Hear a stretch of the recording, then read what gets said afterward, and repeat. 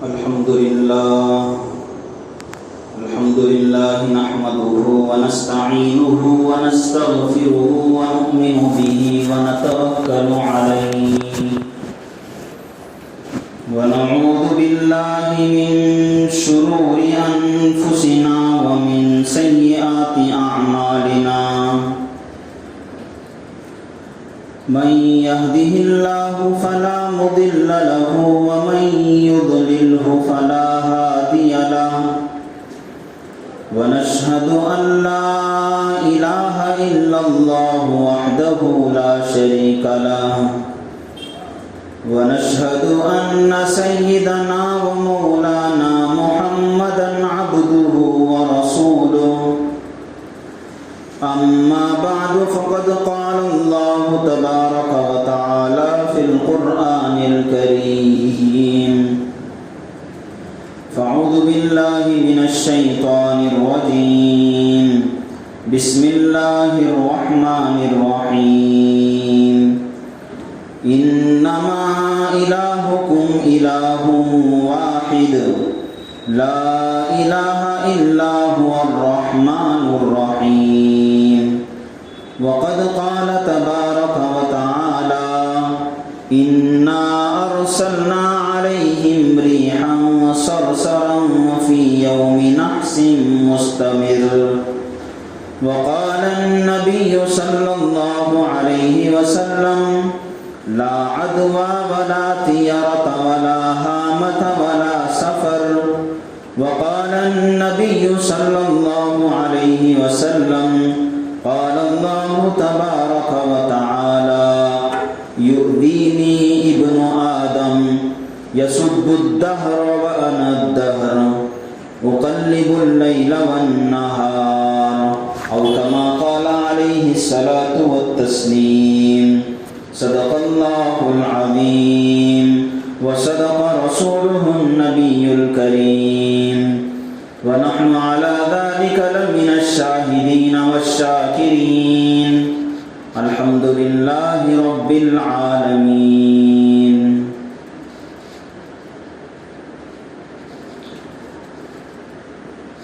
بزرگان محترم، عزیز نوجوان بھائیوں، دوستوں، آج ایمان کے بارے میں، عقیدے کے بارے میں ایک نہایت ہی اہم گفتگو آپ کے سامنے کرنی ہے۔ اللہ تبارک و تعالیٰ نے ہم لوگوں کو مسلمان بنایا ہے۔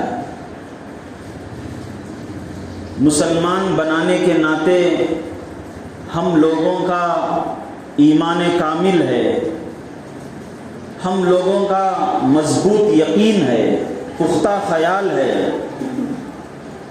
کہ اللہ تبارک و تعالیٰ کی ذات ایک ہے۔ اس دنیا کا خالق اور مالک صرف اور صرف ایک ہی ذات ہے، وہ ہے اللہ تبارک و تعالیٰ کی ذات۔ اللہ کے علاوہ کوئی ایسا نہیں ہے جس کے سامنے ہم اپنی پیشانی کو ٹیکیں، اپنے سر کو جھکائیں یا اس کی عبادت کریں یا بندگی کریں۔ اللہ تبارک و تعالیٰ کے علاوہ کوئی نہیں۔ لا الہ الا اللہ، اللہ کے علاوہ کوئی معبود نہیں، اللہ کے علاوہ کوئی عبادت اور بندگی کے لائق نہیں۔ یہ عقیدہ توحید کہ اللہ کو ایک ماننا، اللہ کی ذات میں بھی ایک ماننا، اللہ تبارک و تعالیٰ کے کمالات میں، اللہ کی صفات میں اللہ کو ایک ماننا، یہ وہ عقیدہ ہے جس کو ہم عقیدہ توحید کہتے ہیں۔ اللہ کی ذات کو ایک سمجھنا، یعنی اللہ خدا ایک ہی ہے۔ اسی طرح جو بھی خاص اللہ تبارک و تعالیٰ کے کمالات ہیں، خاص خوبیاں ہیں، جیسے پیدا کرنے کی طاقت، یہ صرف اور صرف اللہ تبارک و تعالیٰ کو حاصل ہے۔ اس دنیا کو، ہم کو، ہمارے ماں باپ کو، پوری انسانیت کو، پوری کائنات کو، اس کائنات کو بھی جس تک دنیا کے لوگ پہنچ چکے ہیں، جن کی رسائی ہوئی ہے، اور اس عالم کی بھی جس کی ابھی تحقیقات ہو رہی ہیں، سب کا خالق ایک ہی ذات ہے، وہ ہے اللہ تبارک و تعالیٰ کی ذات۔ اللہ کے علاوہ اور کسی کے اندر پیدا کرنے کی طاقت نہیں ہے۔ اسی طرح اللہ تبارک و تعالیٰ اس پوری کائنات کے مالک ہیں۔ اس پوری کائنات کی ملکیت اور اس کی اونرشپ اگر کسی کو ہے تو وہ صرف اللہ تبارک و تعالیٰ کی ہے۔ ہم لوگوں کو اس مختصر سے وقت میں کسی نے 60 سال لائے، کسی نے 70 سال لائے، کسی نے اس سے کم، کسی نے اس سے کچھ زیادہ سال لائے ہیں، ہمیں جو اونرشپ نصیب ہوتی ہے، جو ملکیت ہمیں نصیب ہوتی ہے، وہ بہت ہی مختصر اور ایسی کہ جیسے ہی ہمارے بدن سے روح نکلتی ہے تو پوری اونرشپ ختم ہو جاتی ہے۔ کہتے ہیں کہ اسکندر جو بادشاہ تھا، پوری دنیا پر اس نے جب حکومت کی تھی، اس کا جب انتقال ہونے کا وقت قریب آیا تو اس نے وصیت کی تھی کہ میں جب مر جاؤں اور مجھے قبر میں جب دفنایا جائے تو میرے ہاتھوں کو باہر کھلے رکھنا، قبر میں میرے اوپر مٹی ڈال دینا اور پھر میرے ہاتھوں کو کھلا رکھنا۔ کسی نے پوچھا کہ بادشاہ سلامت اس کی کیا ضرورت ہے؟ تو اس بادشاہ نے کہا کہ تاکہ لوگوں کو معلوم ہو جائے کہ پوری دنیا پر حکومت کرنے والا بھی اس دنیا سے جاتا ہے تو خالی ہاتھ جاتا ہے۔ تو ہمیں جو ملکیت ہے، جو اونرشپ ہمیں ہے، کوئی گھر کا مالک ہے، کوئی بنگلے کا مالک ہے، کوئی اور روپے پیسے کا مالک ہے، کوئی دولت کا مالک ہے، یہ ملکیت عارضی ہے، تھوڑے وقت کے لیے ہے، لیکن حقیقت میں جو ملکیت ہے، جو اونرشپ ہے، وہ اللہ تبارک و تعالیٰ کی۔ تو مالک اس پوری کائنات کا ایک ہے، وہ ہے اللہ۔ تو اللہ تبارک و تعالیٰ کو ایک سمجھنا اور اللہ تبارک و تعالیٰ کے جو کمالات ہیں، جو خوبیاں ہیں، اس میں بھی اللہ کو ایک سمجھنا ایک مسلمان ہونے کے ناطے ہم پر ضروری ہے، لازم ہے۔ اگر ہم اللہ کو ایک نہیں سمجھتے ہیں یا پھر اللہ کے ان کمالات میں، ان خوبیوں میں کسی اور کو شریک ٹھہراتے ہیں اور یہ کہتے ہیں کہ جس طرح اللہ کو خلقت کا اختیار ہے، اللہ پیدا کرنے کی طاقت رکھتا ہے، ویسی ہی تخلیق کا کسی فلاں کو بھی اختیار ہے، تو اس طریقے سے عقیدہ رکھنے کی وجہ سے وہ آدمی اسلام سے خارج ہوتا ہے، باہر ہو جاتا ہے، شرک کہلاتا ہے۔ تو اللہ تبارک و تعالیٰ کی خوبیوں میں بھی اللہ تبارک و تعالیٰ کو ایک سمجھنا، یہ ایک مسلمان ہونے کے ناطے ہم پر ضروری ہے، لازم ہے۔ لہذا اگر کسی کے اندر پیدا کرنے کی صلاحیت ہے، کوئی چیز بنانے کی صلاحیت ہے، تو وہ صرف اور صرف اللہ تبارک و تعالیٰ کی ذات کو حاصل ہے۔ اس دنیا کی ملکیت یا اونرشپ کسی کو ہے تو وہ بھی اللہ تبارک و تعالیٰ کو حاصل ہے۔ اس دنیا کے اندر کسی کو زبردست قدرت حاصل ہے، زبردست قوت حاصل ہے اور زبردست پاور حاصل ہے، تو وہ بھی اللہ تبارک و تعالیٰ کو حاصل ہے۔ اس کے علاوہ کسی کو ویسی طاقت اور قدرت حاصل نہیں۔ ان اللہ علی کل شیء قدیر، اللہ ہر چیز پر قدرت رکھتے ہیں۔ اسی طریقے سے اللہ تبارک و تعالیٰ کے اوصاف میں، اللہ تبارک و تعالیٰ کے کمالات میں ایک چیز یہ بھی ہے کہ کسی چیز کو فائدہ پہنچانا، نفع رسانی کرنا، یہ بھی اللہ تبارک و تعالیٰ کے ہاتھ میں ہے، اختیار میں ہے، اور کسی چیز کے ساتھ برا کرنا، یہ بھی اللہ تبارک و تعالیٰ کے ہاتھ میں ہے۔ نفع پہنچانا بھی اللہ کے ہاتھ میں اور نقصان پہنچانا بھی اللہ کے ہاتھ میں۔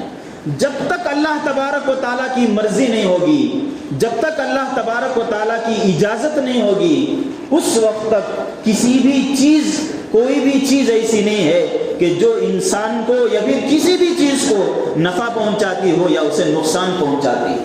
اللہ ہی نفع پہنچاتا ہے اور اللہ تبارک و تعالیٰ ہی کسی کو اپنی مصلحت کی وجہ سے نقصان پہنچاتے. تو یہ اللہ تبارک و تعالیٰ کے بارے میں یقین رکھنا یہ کہلاتا ہے عقیدہ توحید. توحید کا عقیدہ، اس کے اوپر ایمان لانا، اس کے اوپر پکا یقین رکھنا، پختہ خیال بنانا ہر مسلمان پر ضروری ہے، لازم ہے. اگر اس میں کچھ گڑبڑی کر لیتا ہے کوئی آدمی تو وہ اسلام کے اندر داخل نہیں ہے اور اس کا شمار غیر مسلموں میں ہوگا. تو اس کے بعد یہ سمجھیے کہ یہ جو عقیدہ توحید ہے، اللہ کو ایک سمجھنا، ونس آف گاڈ کا عقیدہ، یہ ایسا عقیدہ کہ اس کی وجہ سے اللہ تبارک و تعالیٰ نے مسلمانوں کو اتنی عزت عطا فرمائی ہے، اتنی عزت عطا فرمائی ہے کہ دنیا کی کسی بھی چیز کو اتنی عزت حاصل نہیں. اس عقیدہ توحید کا ثمرہ اور نتیجہ یہ ہے کہ ایک مسلمان عقیدہ توحید کو ماننے والا در در سر جھکانے سے اور کسی کے سامنے اپنی پیشانی کو جھکانے سے، ذلیل بننے سے بچا رہتا ہے.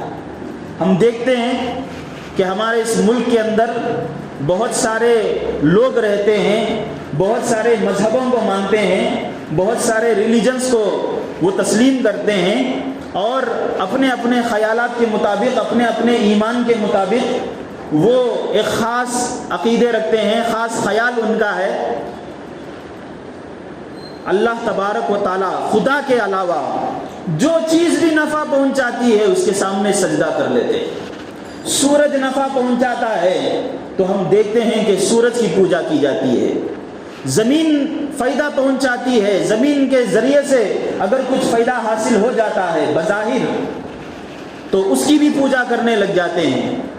کوئی درخت، کسی درخت کو کی وجہ سے کسی کو فائدہ حاصل ہوتا ہے تو صبح صبح اٹھ کر اس کی بھی پوجا کرنے لگتے ہیں. دھوپ کی وجہ سے کسی کو فائدہ پہنچتا ہے تو اس کی بھی پوجا کرنے لگ جاتے ہیں. یہاں تک کہ ایسی ایسی چیزوں کی پوجا کرتے ہیں اگر ان کا ذکر کرنا، زبان پر لانا مسجد کے آداب کے خلاف ہوگا. عقیدہ توحید، اللہ تبارک و تعالیٰ کو ایک سمجھنا، یہ عقیدہ اللہ نے ہم کو دیا. اس کی وجہ سے ہم ایسی سب چیزوں کے سامنے کہ جن کو دراصل اللہ تبارک و تعالیٰ نے ہم لوگوں کے لیے بطور خادم کے بنایا تھا، بطور خدمتگار کے بنایا تھا، ان کے سامنے سر جھکانے سے ہم محفوظ ہیں. یہ آسمان و زمین اللہ نے پیدا کیا ہے. قرآن کریم میں اللہ تبارک و تعالیٰ نے 20 جگہ، سینکڑوں جگہ اللہ نے یہ ارشاد فرمایا ہے کہ ہم نے یہ زمین پیدا کی، انسانوں کے لیے پیدا کی. یہ آسمان بنایا، انسانوں کے لیے بنایا. یہ سورج جو روزانہ طلوع ہوتا ہے خاص وقت میں اور خاص وقت میں غروب ہوتا ہے، انسانوں کے لیے، انسانوں کی خدمت کے لیے بنایا گیا ہے. یہ چاند اور سورج کا نظام، یہ درختوں کا نظام اور اسی طریقے سے پھل پھلاریوں کا نظام اور ہر طرح کا دنیا کا نظام، سمندروں کے اندر جو مچھلیاں تیر رہی ہیں، سمندروں کا جو نظام ہے وہ بھی اللہ تبارک و تعالیٰ نے انسان کی خدمت کے لیے بنایا ہے. انسان گویا کہ یہ سمجھ لیے کہ انسان سردار ہے اور اللہ کی باقی پوری مخلوق ایسی ہے. اللہ تبارک و تعالیٰ نے اس انسان کی سرداری کو قائم کرنے کے لیے ان کو غلام بنایا ہے. اور اس بات کو اللہ تبارک و تعالیٰ نے قرآن کریم کے اندر ایک جگہ، 2 جگہ نہیں بلکہ سینکڑوں جگہ بیان فرمایا ہے اور یہ کہا ہے کہ آسمان میں جو نشانیاں ہیں، زمین میں جو نشانیاں ہیں، انسان کے فائدے کے لیے جو چیزیں ہیں، یہاں تک کہ سمندر، اس کے اندر ایک پتھر ڈال دیا جاتا ہے تو پانی کے اندر چلا جاتا ہے، اس کے اوپر زبردست سے زبردست اور بڑا سے بڑا جہاز جو عمارتوں کو اپنے اندر لیے ہوئے ہوتا ہے ادھر سے ادھر چلا جاتا ہے. اللہ نے فرمایا یہ بھی انسان کے تابع بنایا دیا گیا ہے، انسان کی غلامی کے لیے اللہ نے بنایا. پوری مخلوق اللہ نے انسان کی خاطر بنایا ہے اور انسان کو سردار بنایا ہے کہ اسے کسی کے سامنے جھکنے کی ضرورت نہیں ہے. سب چیزیں اس کے لیے خادم ہے، اس کے غلام ہے. لہذا نفع پہنچانے کا اصل حق اللہ تبارک و تعالیٰ رکھتے ہیں اور ان چیزوں کے ذریعے سے اللہ تبارک و تعالیٰ انسان کو نفع پہنچاتے ہیں. تو یہ عقیدہ توحید جو اللہ تبارک و تعالیٰ نے ہمیں عطا فرمایا اتنا عظیم کہ ہمیں اس دنیا کے اندر سردار بنا کر رکھتا ہے، ہمیں کسی کے سامنے سر جھکانے کی اجازت نہیں دیتا، سورج کے سامنے سر جھکانے کی اجازت نہیں دیتا، زمین کے سامنے سجدہ ریز ہونے کی اجازت نہیں دیتا۔ کیوں؟ اس لیے کہ یہ سردار ہے، یہ غلام ہے۔ لیکن افسوس کی بات یہ ہے کہ ہم لوگ ہمارے اس ملک میں دوسرے مذہب والوں کے ساتھ ساتھ رہ کر بہت سارے لوگوں کے خیالات اور غلط خیالات، بہت سارے وہم ہمارے دل کے اندر ایسے پیدا کر لیے ہیں کہ ایک بلی، ایک آدمی سفر میں نکل رہا ہے، بلی اس کا راستہ کاٹ دیتی ہے تو یہ سمجھتا ہے کہ بھئی اس سفر میں مجھے نقصان ہو جائے گا۔ گھر تعمیر کیا جا رہا ہے، الو آ کر بیٹھ گیا۔ اللہ تبارک و تعالیٰ کی ایک مخلوق ہے، انسان یہ خیال اپنے دل کے اندر جمایا بیٹھا ہے کہ اب تو میری بربادی ہو گئی۔ آپ ذرا سوچیں کہ جسے اللہ تبارک و تعالیٰ نے سردار بنایا ہے، اور یہ سب چیزیں ایسی ہیں، مخلوق جسے انسان کے تابع بنایا گیا ہے، ایک راستے میں بلی اگر راستہ کاٹ دیتی ہے یا کسی کے گھر کے اوپر الو آ کر بیٹھ جاتا ہے تو یہ کیسے اسے برباد کر سکتے ہیں، کیسے اسے نقصان پہنچا سکتے ہیں۔ یہ اصل میں اس وقت ہمارے اس ملک میں رہتے ہوئے، چونکہ ہم دوسرے لوگوں کے ساتھ رہتے ہیں، دوسرے مذہب والوں کے ساتھ رہتے ہیں، اور ان مذہب والوں کے نزدیک بہت ساری ایسی چیزیں ہیں جو باطل خیالات ہیں، بہت سارے ایسے وہم ہیں کہ جس کی وجہ سے وہ چیزیں بھی ہمارے اندر داخل ہو چکی ہیں۔ بہت سارے لوگ ایسے ہیں کہ الو آ کر بیٹھ گیا تو بدشگون سمجھتے ہیں، اشبھ سمجھتے ہیں۔ دوسروں کا عقیدہ دیکھا دیکھی مسلمانوں کے اندر آ گیا ہے، ورنہ کسی بلی کے اندر کسی انسان کو نقصان پہنچانے کی طاقت نہیں ہے، بس وہ راستہ کاٹ دے تو انسان کو نقصان پہنچ جائے۔ الو گھر کے اندر آ کر بیٹھ گیا تو اس سے انسان کو تکلیف ہو جاتی ہو، یا پھر یہ کہ کسی کے گھر میں نکاح ہو کر ایک عورت گئی، بہو بن کر گئی، اور اللہ تبارک و تعالیٰ کی قضاء و قدر سے اس کے گھر کے اندر کسی کا انتقال ہو گیا، تو ہم مسلمان بہت سارے یہ سمجھتے ہیں کہ اس کے قدم ہمارے گھر میں پڑے، کیا ہو گیا کہ ہمارے گھر میں فلاں کا انتقال ہو گیا۔ یہ چیزیں ایسی ہیں کہ جو مسلمانوں کے عقیدے کے خلاف ہیں۔ میں نے شروع میں کہا تھا کہ عقیدہ توحید، نفع پہنچانے کا مالک اللہ تبارک و تعالیٰ ہیں۔ اگر اپنی مصلحت سے اللہ تبارک و تعالیٰ نقصان کسی کا کرتے ہیں تو اس کا بھی مالک اللہ تبارک و تعالیٰ ہے، اس کے علاوہ کوئی چیز نہیں ہے۔ کسی کے گھر کے اندر قدم رکھنے کی وجہ سے کسی کا اگر انتقال ہو جائے تو جتنی دشمنیاں ہیں وہ سب ان کے گھروں کے اندر جا کر پیر رکھ کر آ جائیں گے۔ یہ بہت ایسی چیزیں ہیں جو صرف وہم ہونے کی وجہ سے، باطل خیالات ہونے کی وجہ سے دوسروں کے اندر، وہ مسلمانوں کے اندر بھی داخل ہو چکی ہے۔ اور اللہ تبارک و تعالیٰ نے ان چیزوں کو، اور خود رسول اکرم صلی اللہ علیہ وسلم نے ان چیزوں کو اول دن ہی سے ختم فرما دیا۔ عرب کے اندر جب رسول اللہ صلی اللہ علیہ وسلم آئے، دیکھا کہ بہت سارے لوگ بہت سارے خیالات رکھتے ہیں، بہت سارے چیزوں کو منحوس سمجھتے ہیں، الو کو منحوس سمجھتے ہیں، اور یہ سمجھتے ہیں کہ اس کی وجہ سے یہ ہو جائے گا، وہ ہو جائے گا۔ اللہ کے نبی نے فرمایا لا عدوى ولا طیرۃ ولا ہامۃ ولا سفر۔ ایک کی بیماری دوسری کو لگتی ہے، اللہ کی مرضی سے لگتی ہے، ورنہ اس بیماری کے اندر ایسی طاقت نہیں ہے کہ دوسرے کو لگ سکے۔ ایک الو جو گھر کے اندر بیٹھ جاتا ہے، آدمی سمجھتا ہے کہ اس کی وجہ سے نقصان پہنچتا ہے، اللہ کے نبی نے فرمایا ولا ہامتا، اس عقیدے کا، اس خیال کا بھی کوئی اصل نہیں ہے، بیکار کا عقیدہ ہے، بیکار کا خیال ہے۔ پھر اللہ کے نبی علیہ الصلوۃ والسلام نے فرمایا ولا ہامت ولا طیرۃ، بدشگونی لینے کا مزاج، بدشگونی لینے کا مزاج۔ آدمی گھر سے نکل رہا ہے، گھر کے اندر جھاڑو دے رہے ہیں، یہ سمجھتے ہیں کہ اب تو اس کا، یہ جس کام کے لیے نکلے گا وہ پورا کام برباد ہو جائے گا، صاف ہو جائے گا، کام نہیں ہوگا۔ اللہ کے نبی نے اس سے بھی منع فرمایا، اور یہ فرمایا کہ ولا سفر، بہت سارے لوگ سفر کے مہینے کو بھی منحوس سمجھتے ہیں۔ اللہ کے نبی نے فرمایا کہ سفر کے مہینے کو بھی جو منحوس سمجھتے ہیں وہ بھی غلط ہے۔ یہ مہینہ جو شروع ہوا، سفر کا مہینہ، اس مہینے کے اندر کوئی خاص بات نہیں ہے کہ یہ مہینہ اللہ تعالیٰ یہ انسان کو کوئی نقصان پہنچا دے۔ بہت سارے ہمارے لوگ ہیں گھروں میں جب نکاح کے تاریخ مقرر کرتے ہیں، محرم کا مہینہ ہے، کہتے ہیں کہ بھئی شادیاں کر لیا کرو، سفر کا مہینہ آیا اب کوئی کام نہیں کریں گے، دکان نہیں کھولیں گے، نکاح نہیں کریں گے۔ آپ حیرت کریں گے، اللہ کے نبی علیہ الصلوۃ والسلام کے جو 11 نکاح ہوئے اس میں سے ایک نکاح حضرت صفیہ رضی اللہ عنہا کا نکاح سفر کی 7 تاریخ کو ہوا۔ رسول اللہ صلی اللہ علیہ وسلم کا نکاح 7 تاریخ کو ہوا تھا حضرت صفیہ رضی اللہ عنہا سے، اور یہ باتیں مضبوط اور مستند کتابوں میں لکھی ہوئی ہیں۔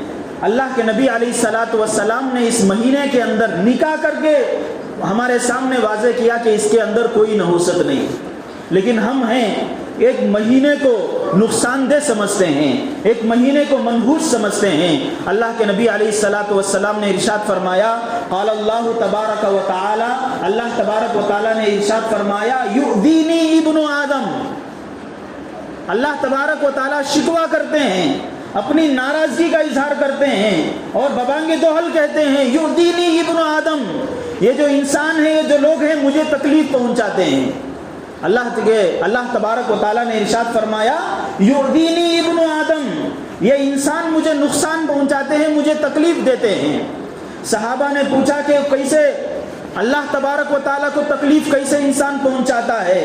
اللہ کے نبی علیہ الصلوۃ والسلام نے فرمایا، یسب الدہر، آدمی زمانے کو برا بھلا کہتا ہے، یہ مہینہ ایسا ہو گیا، یہ دن ایسا منحوس دن ہے، یہ مہینہ فلاں ایسا خطرناک ہے۔ اللہ تبارک و تعالیٰ نے فرمایا، یسب الدہر وانا الدہر، کہ آدمی زمانے کو برا بھلا کہتا ہے، وقت کو برا بھلا کہتا ہے، کوئی کسی خاص دن کو برا بھلا کہتا ہے، خاص مہینے کو برا بھلا کہتا ہے، جبکہ اس مہینے کو پیدا کرنے والا میں نے جس چیز کو بنایا اس کے بارے میں انسان کہتا ہے کہ یہ چیز منحوس۔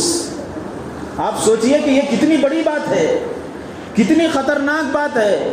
اللہ تبارک و تعالیٰ نے ہر چیز کو ہمارے لیے بیان فرمایا، وَمِنْ آیَاتِهِ اللَّيْلُ وَالنَّهَارُ، یہ دنیا، اس دنیا کے اندر رات و دن کا جو نظام ہے، اللہ نے فرمایا میری نشانیوں میں سے ایک نشانی ہے، مجھے جاننا ہے، مجھے سمجھنا ہے تو اس نشانی کو دیکھو۔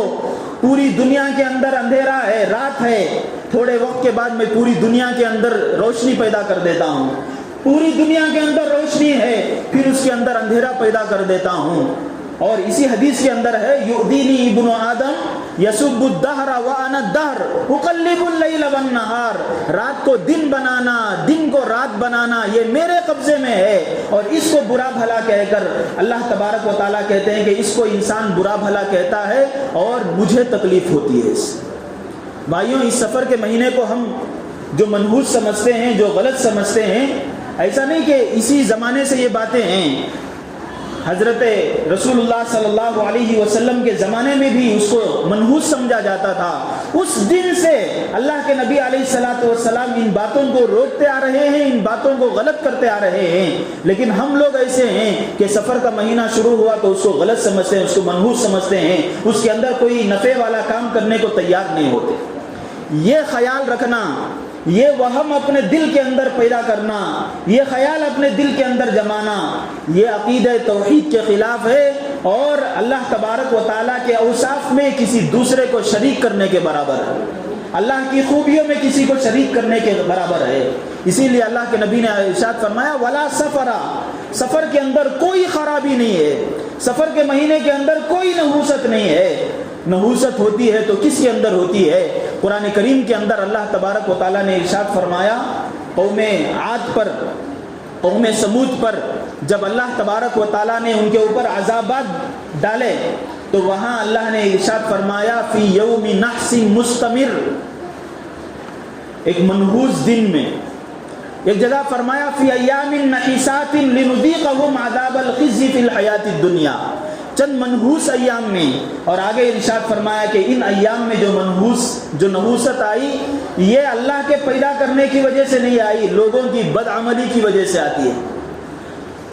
کسی مہینے کے اندر کوئی بے برکتی نہیں ہوتی، کوئی لعنت کی بات نہیں ہوتی، کوئی نحوست نہیں ہوتی کہ اس کا اثر انسان پر پڑے، بلکہ انسان گناہ کر کے، بدعملی پیدا کر کے اور برا کام کر کے اس بدعملی کا اثر دوسروں پر پڑتا ہے، اس بدعملی کا اثر آسمان و زمین پر پڑتا ہے، دن و رات پر پڑتا ہے۔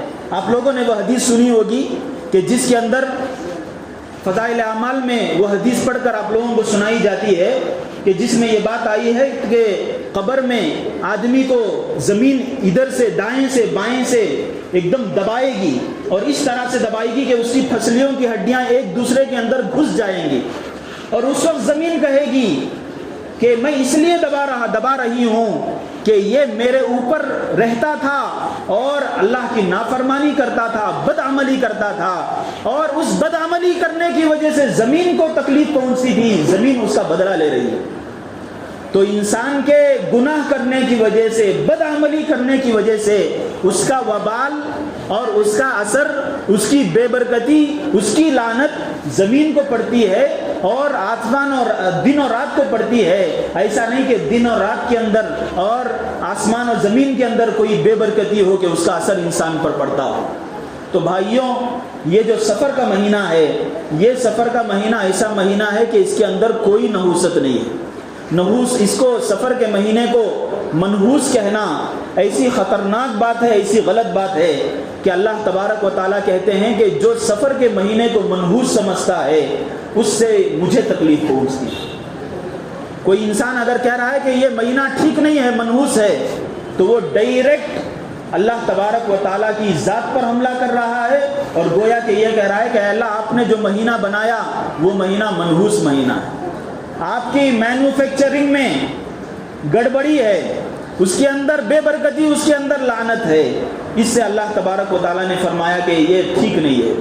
یہ جو بدشگونی لینا، نحوست سمجھنا، یہ ایسا خطرناک کام ہے کہ اللہ تبارک و تعالیٰ کبھی بھی اس کے اوپر، کبھی بھی اس سے خوش نہیں ہوتے، بلکہ جو لوگ حفاظت کرتے ہیں اپنے عقیدے کی اور کسی چیز کو منحوس نہیں سمجھتے، سفر کے مہینے کو بھی منحوس نہیں سمجھتے، بدشگونی نہیں لیتے، اس کے بارے میں حدیث کے اندر ہے کہ کل قیامت کے دن 70,000 لوگوں کو بغیر حساب و کتاب کے جنت میں داخل کر دیا جائے گا۔ 70,000 لوگوں کو بغیر حساب و کتاب کے جنت میں داخل کر دیا جائے گا۔ اللہ کے نبی علیہ الصلوۃ والسلام سے صحابہ نے پوچھا کہ وہ کون لوگ ہیں؟ اللہ کے نبی نے ان کے اوصاف گناتے ہوئے ایک بات یہ ارشاد فرمائی کہ یہ وہ لوگ ہیں کسی چیز کو منحوس نہیں سمجھتے تھے، کسی چیز کے اندر بے برکتی نہیں سمجھتے تھے، کسی چیز کے اندر بدشگونی نہیں لیتے تھے، اس لیے کہ یہ انسان ایک مسلمان کے شائن شان یہ کام نہیں ہے۔ تو یہ سفر کا جو مہینہ شروع ہوا، اس کے بارے میں آپ لوگوں کو پیغام یہی ہے، قرآن کو سامنے رکھ کر، احادیث کو سامنے رکھ کر، کہ خدا را اس کو منحوس سمجھنے کے بجائے عام مہینوں کی طرح اس کو سمجھیں۔ اگر اس کو منحوس سمجھیں گے تو اللہ تبارک و تعالیٰ کو تکلیف پہنچتی ہے۔ اللہ تبارک و تعالیٰ کا خود ارشاد ہے۔ اللہ تبارک و تعالیٰ ہمیں ان باتوں کو اپنے ذہنوں میں بٹھانے، اپنے ماحول کے اندر ان چیزوں کو شرح دینے کی ہمیں توفیق عطا فرمائیں، اور ہمارے گھروں کے اندر ان باتوں کو پھیلانے اور اس کے مطابق عمل کرنے کی توفیق عطا فرمائیں۔ وآخر دعوانا الحمد للہ رب العالمین۔